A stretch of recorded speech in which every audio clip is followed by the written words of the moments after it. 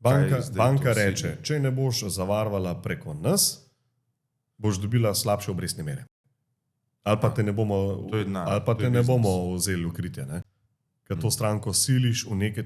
Lih fora zavarovalništva je to, da imaš ti svobodo odločanja. Ne sme biti monopola med zavarovancem. Por sira, to je siljenje. Pač ni to prav, no. To je pač moje tudi mnenje. In hva lahko narediš v taki situaciji? Recimo življenjsko zavarovanje, kad ti banka reče, ti bo rekla, 0,2 obrestne mere boš manj zaplačevati, če vzameš zavarovanje pri nas. Ampak to zavarovanje prek njih je 55 evrov na mesec.